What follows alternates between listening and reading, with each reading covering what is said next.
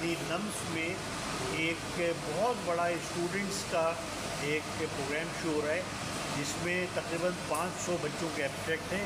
انہوں نے اس کا تھیم جو رکھا ہے وہ رکھا ہے translational research from bed to bedside. یعنی یہ ہوتا ہے کہ جو لیبارٹری میں جو ریسرچ کی جاتی ہے اس سے جو نتائج نکلتے ہیں اس کو جب پیشنٹ کے اوپر ان کے علاج یا ان کے تشخیص کے لیے استعمال کیا جاتا ہے تو اس کو بیڈ سائڈ کہتے ہیں اور لیبارٹری کو بینچ کہتے ہیں. تو بینچ ٹو بیڈ سائڈ میں جو ٹرانسلیشن ہوتی ہے وہ کیسے ہوتی ہے یہ اس کا تھیم ہے.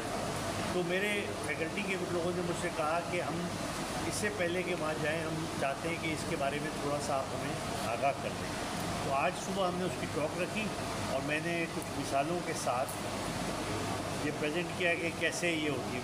مثال کے طور پہ جیسے لوئی پاسچر تھا، یہ 1822 سے پیدا ہوا تھا. اس نے second half of the 19th century میں اس نے یہ جرم تھیوری ایجاد کی اور اس میں بتایا کہ یہ جو انفیکشن ہوتے ہیں ان کے پیچھے کوئی مائکرو آرگنزم ہوتے ہیں، چھوٹے چھوٹے سے کوئی جراثیم ہوتے ہیں. تو اسی زمانے میں تقریباً اس سے چند سال چھوٹا انگلینڈ میں ایک تھا جوزف لسٹر.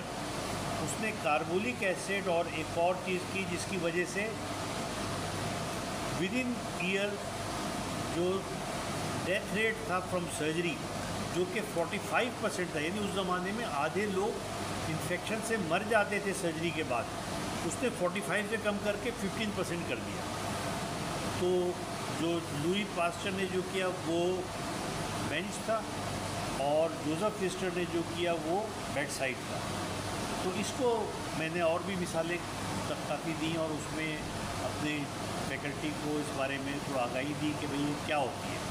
انشاءاللہ تعالیٰ کل میرا اسی ٹاپک پہ لیکچر ہے لمس کے اندر جو انوویشن ہو اس کے اندر، اور یہ بھی ہماری ISUM کا یا محمد میڈیکل کالج کا اعزاز ہے کہ اس میں انہوں نے جو مین تھیم لیکچر جو ہے اس کے لیے ہمارے یونیورسٹی کو چنا، جبکہ وہاں پہ انشاءاللہ 6 بڑی یونیورسٹیوں کے چانسلرز اور وائس چانسلرز موجود ہیں، لیکن جو تھیم کا اوپر جو بولنے کا جو اعزاز ہے وہ نیپو خاص کی یونیورسٹی کو ہے.